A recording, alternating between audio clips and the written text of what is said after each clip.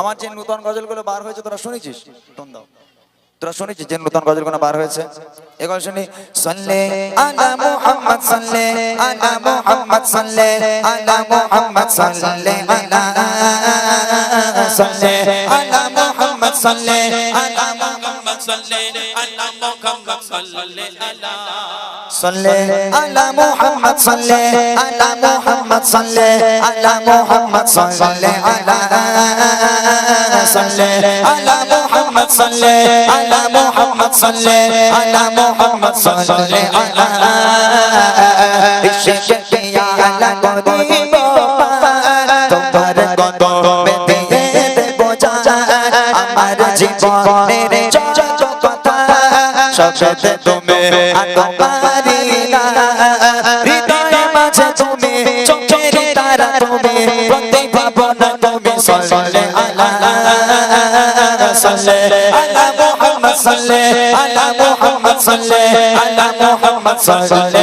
আলা সাল্লে আলা মুহাম্মদ সাল্লে আলা মুহাম্মদ সাল্লে আলা মুহাম্মদ সাল্লে আলা সাল্লে আলা মুহাম্মদ সাল্লে আলা মুহাম্মদ সাল্লে আলা মুহাম্মদ সাল্লে আলা কি তোমার রূপে ঝলক পড়ে না চোখের পলক কি দিয়ে বানায় খোদা এমন রে চলো যে দেখে তোমার দিকে হয়ে যায় প্রেমে পাগল কেউ আবার পায় খোদা নিয়ে দেয় চোখে কাজল তুমি ফুলের শোভা তুমি নূরের আভা তুমি কাবার কাবা সাল্লে আলা সাল্লে আলা মুহাম্মদ সাল্লে আলা মুহাম্মদ সাল্লে আলা মুহাম্মদ সাল্লে আলা সাল্লে আলা মুহাম্মদ সাল্লে আলা মুহাম্মদ সাল্লে আলা মুহাম্মদ সাল্লে তুমি প্রাণে নবী তুমি প্রেমে ছবি শ্রেষ্ঠ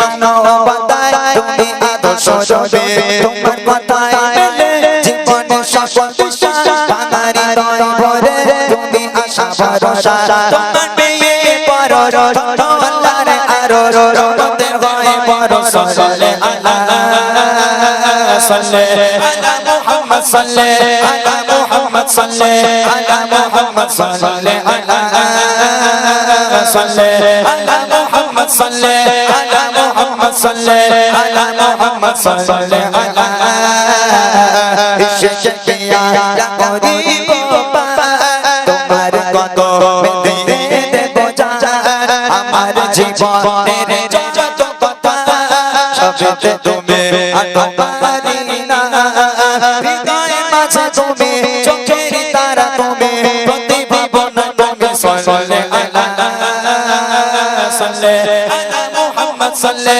আলা মুহাম্মদ সাল্লে আলা মুহাম্মদ সাল্লে আলা সাল্লে আলা মুহাম্মদ সাল্লে আলা মুহাম্মদ সাল্লে আলা মুহাম্মদ সাল্লে আলা সাল্লে আলা মুহাম্মদ সাল্লে আলা মুহাম্মদ সাল্লে আলা মুহাম্মদ সাল্লে আলা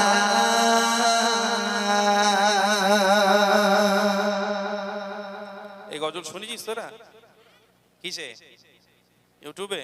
হ্যাঁ, যারা ইউটিউবে সব সময় থাকে তাদের কাছে মনে হবে যেন পুরনো, কিন্তু নতুন গজল ইমরান ভাই ছেড়েছে, এমডি ইমরান অফিসিয়াল, আপনারা সার্চ করে দেখবেন, সেখানে নতুন নতুন কালাম ছাড়া হয়। তো হ্যালো, ঠিক আছে, নিয়েছি, বাড়ি দাও, বাড়ি দাও। আচ্ছা, আমি এবার কিছু গজল গাইব, একটু বসে বসে গাইছি, আপনারা কেউ দুঃখ নেবেন না, বুড়ো হয়ে গেছি তো ওই জন্য একটু বসে বসে গাইছি, কেউ বেয়াদবি নেবেন না। যে ফরমাইশগুলো আছে আমাকে একটুখানি একটা একটা করে দেন, আমি ইনশাল্লাহ গাইতে থাকি। আর আপনাদের কাছে একটা আবদার রাখবো, প্রত্যেক বছর আমি আপনাদের কাছে কিছু আবদার রাখি, আজকেও রাখবো আলহামদুলিল্লাহ, যদি আপনারা পূরণ করেন। আমি আশা করি এখানকার মানুষ দানশীল মানুষ, আপনারা দান ধ্যান করতে ভালোবাসেন, আলহামদুলিল্লাহ আজকেও আপনারা দান করবেন, এতটুখানি আমি আশা রাখবো। তবে দান ধ্যান যারা করে তাদের আল্লাহ পাক আল্লাহ তাআলা তাদের জন্য কি ফ্যাসিলিটি রেখেছেন, তাদের উপকৃতা কি, আমি ইনশাল্লাহ আপনাদের সম্মুখে পরিবেশন করব। তার আগে একটা গজল আমি গাইতে চাই, যেহেতু গত বছর এসেছিলাম, আমি জানি না কোন কোন গজলগুলো গেয়ে গেছে বা কোনগুলো বাকি আছে, আমার হয়তো মনে নেই, তারপরে আমি ইনশাল্লাহ আজকের কিছু গজল গাইবো। দেখেন, দয়ার নবী সাল্লাল্লাহু আলাইহি ওয়াসাল্লাম এবং আম্মাজান খাদিজাতুল কুবরা রাদিয়াল্লাহু তাআলা আনহা দুই স্বামী স্ত্রীর মধ্যে মিল মহাব্বত ভালোবাসা কেমন ছিল?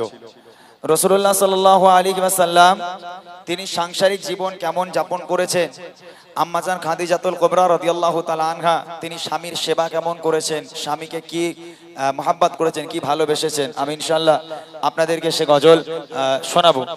দয়ার নবী সাল্লাল্লাহু আলাইহি ওয়াসাল্লামের 11 জন স্ত্রী, এটা আপনারা কম বেশি জানেন, সকলে মন দিয়ে শুনবেন গজলটি। 11 জন স্ত্রী, আল্লাহ রসুলের প্রায় অধিকাংশ স্ত্রী ইয়াং ছিলেন এবং সুন্দরী ছিলেন। শুধু আম্মাজান খাদিজাতুল কুবরা রাদিয়াল্লাহু তাআলা আনহা তিনি ছিলেন একটু বয়োজ্যেষ্ঠ, তিনি ছিলেন বৃদ্ধা মহিলা। আল্লাহ রসুল আম্মাজান খাদিজাকে সবচেয়ে বেশি ভালোবাসতেন। আম্মাজান খাদিজা ছিলেন বড় লোকের মেয়ে, একটু নিয়ার বাড়াও। আম্মাজান খাদিজা ছিলেন বড় লোকের মেয়ে। আম্মাজান খাদিজার আব্বাজানের অনেক সয় সম্পত্তি, জায়গা জমি, সোনা দানার মালিক ছিল আম্মাজান খাদিজা। একদিন আম্মাজান খাদিজা আল্লাহ রসুলের কাছে প্রস্তাব পাঠালো, হে আমার নবী, হে আল্লাহর পয়গম্বর, আমি খাদিজা আপনাকে বিয়ে করতে চাই, বিয়ের প্রস্তাব দিলাম। আল্লাহ রসুল বলছেন, ও খাদিজা তুমি কোথায় আর আমি কোথায়? তুমি বড় লোকের মেয়ে, তোমার আব্বাজানের এত সয় সম্পত্তি, জায়গা জমি, সোনা দানার মালিক তুমি, আর আমি মোহাম্মদ, আমার তো খাওয়া হয় না, তুমি কেন আমাকে বিয়ে করবে খাদিজা? সেদিন আম্মাজান খাদিজা বলেছিল, হে আল্লাহর পয়গম্বর, রতনকে রতনই চেনে, আমি জানি আপনি কেমন মানুষ। আমি খাদিজা কথা দিলাম, আপনি যদি আমাকে বিয়ে করেন আমি কোনোদিন আপনাকে কষ্ট দেব না। আপনি দিনের দাওয়াত দিতে যাবেন, আমি খাদিজা আপনার ভাত রান্না করে খাওয়াবো। আপনি দিনের দাওয়াত দিতে যাবেন, আমি খাদিজা আপনার জামা কাপড় পরিষ্কার করে দেব। হে আল্লাহর পয়গম্বর, আমাকে বিয়ে করেন, আমাকে নিরাশ করবেন না। আল্লাহ রসুল আম্মাজান খাদিজাকে বিয়ে করলো। বিয়ের পর সাংসারিক জীবন কেমন হওয়া উচিত? আমাদের সংসারে তো খালি স্বামী স্ত্রী চুল ছেঁড়াছিড়ি হয়, তবে আম্মাজান খাদিজাতুল কুবরা রাদিয়াল্লাহু তাআলা আনহা এবং দয়ার নবী কেমন সাংসারিক জীবন যাপন করেছে আমার মা বোনেরা ভালো করে শুনুন। যাদের সংসারে ঝগড়া হয়, আল্লাহ রসুল কি শিক্ষা আমাদেরকে দিয়ে গেছেন, সাংসারিক জীবন কেমন হওয়া উচিত, কবি ছন্দের মাধ্যমে লিখছে, শুনুন। কেমন ভালোবাসে নবী আম্মা খাদিজা, কেমন ভালোবাসে নবী আম্মা খাদিজা, যে ভালোবাসায় খুশি হতে আল্লাহ দয়াময়, যে ভালোবাসায় খুশি হতে আল্লাহ দয়াময়। কেমন ভালোবাসে নবী আম্মা খাদিজা, কেমন ভালোবাসে নবী আম্মা খাদিজা, যে ভালোবাসায় খুশি হতে আল্লাহ দয়াময়, যে ভালোবাসা খুশি হতে আল্লাহ দয়াময়। ধনী ঘরের মেয়ে হয়ে আম্মা খাদিজা নবীর কাছে এসে বলে করব যে নিকাহ। ধনী ঘরের মেয়ে হয়ে আম্মা খাদিজা নবীর কাছে এসে বলে করব যে নিকাহ। নবী বলে, ও খাদিজা কেন চাও আমায়? নবী বলে, ও খাদিজা কেন চাও আমায়? রতনকে রতনী চেনে অন্য কেহ নয়, ও গো রতনকে রতনী চেনে অন্য কেহ নয়। কেমন ভালোবাসে নবী আম্মা খাদিজা, কেমন ভালোবাসে নবী আম্মা খাদিজা, যে ভালোবাসায় খুশি হতে আল্লাহ দয়াময়, যে ভালোবাসায় খুশি হতে আল্লাহ দয়াময়। দিনের দাওয়াত দিতে গেলেন নবী পাক, যখন দিনের দাওয়াত দিতে যেতেন আল্লাহ রসুল রাত বেরাত বাড়িতে আসতো। দয়ার নবী দাঁড়ে দাঁড়ে দাঁড়ে দাঁড়ে ঘুরে ঘুরে দিনের দাওয়াত দিচ্ছেন। কোনোদিন রাত 12টা, কোনোদিন রাত 1টা, কোনোদিন রাত 2টোর সময় আল্লাহ রসুল বাড়িতে আসতো। রাত বেরাত আল্লাহ রসুল বাড়িতে আসতো। একটা দিনের জন্য দয়ার নবী বাড়িতে এসে দরওয়াজার সামনে দাঁড়িয়ে দুবার দরওয়াজায় টোকা মারার প্রয়োজন পড়েনি। আল্লাহ রসুল রাত 12টায় আসুক, 1টায় আসুক আর 2টোয় আসুক, দরওয়াজার সামনে দাঁড়িয়ে শুধু একবার দরওয়াজায় টোকা মারতো, সঙ্গে সঙ্গে দরওয়াজা খুলে যেত। আম্মাজান খাদিজার সামনে দাঁড়িয়ে আল্লাহ রসুল জিজ্ঞাসা করছো, খাদিজা তুমি কি ঘুমাও না? বলছে কেন? বলে একবার টোকা মারতে দাও না, দরজা খুলে দাও। কেমন করে পারো? তুমি কি ঘুমাও না? আম্মাজান খাদিজা বলেছিল, হে আমার স্বামী, আপনি যখন বাইরে থাকেন আমি খাদিজা ঘুমোতে পারি না, বড় টেনশন হয়, বড় ভয় হয়, না জানি কাফেরের আপনার উপর কোনো আক্রমণ করলো কিনা, আপনার কোনো ক্ষতি করে দিল কিনা, এই চিন্তায় আমি খাদিজা সারা রাত ঘুমাতে পারি না, আপনার পথে দরওয়াজার গোড়ায় আপনার অপেক্ষা করে আমি বসে থাকি। আহা কি ভালোবাসা বলেন তো। আচ্ছা আমার মায়েরা এরকম পারবে বলে মনে হয়? আম্মাজান খাদিজা সারা রাত না ঘুমিয়ে স্বামী কখন বাড়ি আসবে সেই অপেক্ষায় বসে আছে। আর আমাদের ঘরে ছেলেরা 12টার সময় কাজ থেকে বাড়ি গিয়ে দরজা টোকা মারা দূরের কথা, কিল মেরে ঘুষি মেরে লাথি মেরে দরজা ভেঙে গেল, মাঝখান থেকে চিরে গেল। আমার মায়েদের ঘুম ভাঙে না, জান্নাত থেকে ঘুরে বেড়াচ্ছে। সকালে উঠে আমার গল্প দেবে কোন, জানিস বু আমার স্বামী আমার সোনার চাঁদ, কি ভালোবাসে জানিস। ওরে আল্লাহ, সাংসারিক জীবন ওরাই করে, আর কেউ করে না। কবে লিখছে দেখে, দিনের দাওয়াত দিতে নবী যায় কোথায় গারে, অপেক্ষাতে বসে থাকে বিবি নিজের ঘরে। দিনের দাওয়াত দিতে নবী যায় কোথায় গারে, অপেক্ষাতে বসে থাকে বিবি নিজের ঘরে। দরজা টোকা দেবার সাথে দরজা খুলে যায়, দরজা টোকা দেবার সাথে দরজা খুলে যায়। বিবি বলে আপনি ছাড়া ঘুম নাই হয়, ও গো বিবি বলে আপনি ছাড়া ঘুম নাই হয়। কেমন ভালোবাসে নবী আম্মা খাদিজা, কেমন ভালোবাসে নবী আম্মা খাদিজা, যে ভালোবাসায় খুশি হতে আল্লাহ দয়াময়, যে ভালোবাসায় খুশি হতে আল্লাহ দয়াময়। একদিন নবী পাক রাত্রেবেলা বাড়িতে এলো, দরওয়াজায় টোকা মারলো, দরওয়াজা খুলে গেল। আম্মাজান খাদিজার সামনে দাঁড়িয়ে আছে। আল্লাহ রসুল আম্মাজান খাদিজাকে দেখে হাউমাউ করে কেঁদে উঠেছে, হাউমাউ করে কেঁদে উঠেছে আম্মাজান খাদিজাকে দেখে।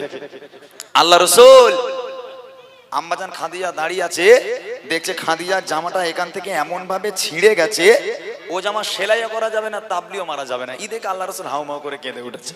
আম্মাজান খাদিজা আল্লাহ রসুলকে জড়িয়ে ধরেছে, হে আমার স্বামী আপনি কাঁদছেন কেন? আমার দ্বারা কি কোনো বেয়াদবি হলো? আপনি কষ্ট পেলে কাঁদছেন কেন? আল্লাহ রসুল বলছেন, খাদিজা তুমি কোন ঘরের মেয়ে খাদিজা?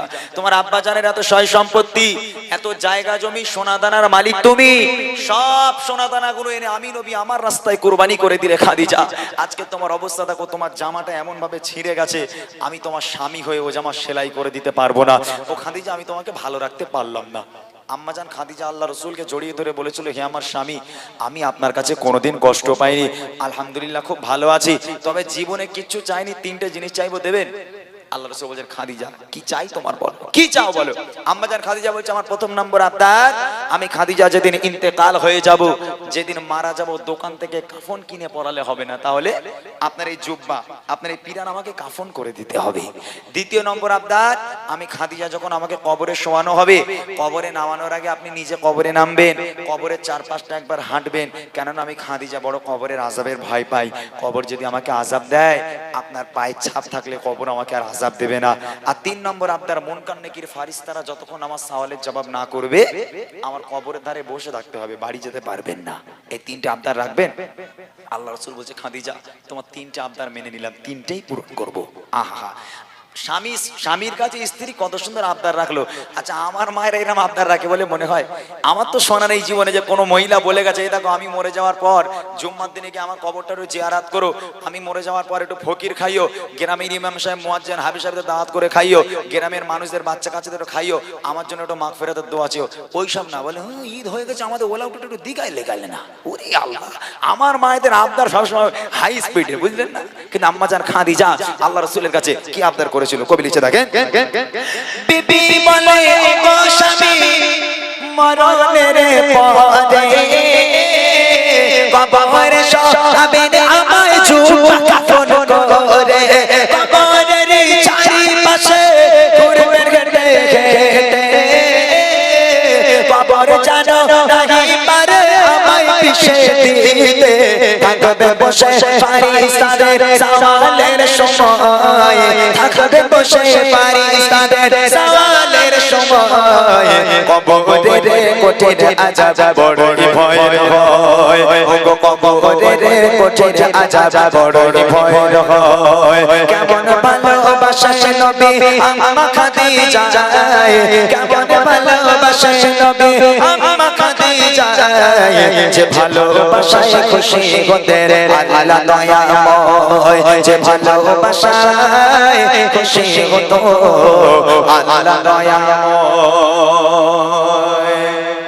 ইন্তেকাল হয়ে গেল আম্মাজান খাদিজা মারা গেল প্রথম নম্বর আবদার ছিল জুব্বা দিয়ে কাফন পরাতে হবে আল্লাহ রসুলের পিরান দিয়ে আম্মাজান খাদিজাকে কাফন পরানো হলো দ্বিতীয় নম্বর আবদার আম্মাজান খাদিজাকে কবরে শোয়ানোর আগে আল্লাহ রসুলকে কবরে নামতে হবে আল্লাহ রসুল কবরে নামলো কবরের চারপাশটা একবার হাঁটলো হাঁটার পর এবার আম্মাজান খাদিজাকে কবরে শোয়ানো হলো কবরে শোয়ানোর পর এই মুখটাকে কেবলার দিকে রাখতে হয় মুখটাকে পশ্চিম দিকে রাখতে হয় তো কবরের মধ্যে আম্মাজান খাদিজার মুখটাকে ধরে যতবার কেবলার দিকে পশ্চিম দিকে ঘোরায় আম্মাজান খাদিজার মুখটা অটোমেটিক ঘুরে আবার আসমানের দিকে হয়ে যায় আবার একবার চেষ্টা করা হলো আবার একবার আম্মাজান খাদিজার মুখটাকে নিয়ে যেই কেবলার দিকে ঘোরানোর চেষ্টা করা হলো যেই ঘুরিয়ে ছেড়ে দিল আবার আম্মাজান খাদিজার মুখ এমনি এমনি আসমানের দিকে হয়ে যায় আল্লাহ রসুলও পেরেশান সাহাবারাও পেরেশান মুখ কেন কেবলার দিকে ঘোরে না আবার একবার চেষ্টা করলো তিনবার চেষ্টা করার পর আম্মাজান খাদিজার মুখ কোনোভাবেই কেবলার দিকে ঘোরানো যায় না ওই সময় আল্লাহ পাক আল্লাহ তাআলা আরশে আজিম থেকে নবীর কাছে খবর পাঠালো আমার বন্ধু চিন্তা করবেন না আমি আল্লাহ চাই না খাদিজার মুখটা কেবলার দিকে থাক কেননা খাদিজা দ্বীন ইসলামের জন্য কোরআনের জন্য আমি আল্লাহ আমার জন্য এত কষ্ট করেছে এত রক্ত ঝরিয়েছে নিজেকে এত কুরবানি করেছে আমি আল্লাহ চাই না খাদিজার মুখটা কেবলার দিকে থাক আমি আল্লাহ চাই খাদিজার মুখটা সরাসরি আসমানের দিকে হয়ে থাক যাতে করে আমি আল্লাহ আরশে মুআল্লায় বসে বসে আমি আমার খাদিজাকে প্রতিনিয়ত কবরের মধ্যে থেকে দেখতে পারি একবার জোরে বলুন না সুবহানাল্লাহ আহা কি ভালোবাসা আল্লাহ পাক আল্লাহ বলছে ওরে দুনিয়ার সব মেয়েদের মুখ কেবলার দিকে কর শুধু খাদিজারটা ছেড়ে দে আমি আল্লাহ খাদিজাকে বড্ড বেশি ভালোবাসি খাদিজার মুখ আমার দিকে করে রাখ আমি আল্লাহ উপরে বসে বসে খাদিজাকে দেখতেই থাকবো এই রকম ভালোবাসতে হবে স্বামীকে তারপর আল্লাহ আপনাকে ভালোবাসবে মনে রাখতে হবে স্বামীর পায়ের তলায় আপনার জান্নাত শেষ কথা কবি লিখছে কেবলাতে মুখ করে ততবারে আসমানে দুই দিকে যায় ঝরে আল্লাহ বলে ও গো নবী চিন্তার কিছু নাই আল্লাহ বলে ও গো নবী চিন্তার কিছু নাই খাদিজা দেখবো বলে আমি সর্বদা ও গো খাদিজা দেখবো বলে আমি সর্বদা কেমন ভালোবাসে নবী আম্মা খাদিজা কেমন ভালোবাসে নবী আম্মা খাদিজা যে ভালোবাসায় খুশি হতেন আল্লাহ দয়াময় যে ভালোবাসায় খুশি হতেন আল্লাহ দয়াময় যে ভালোবাসায়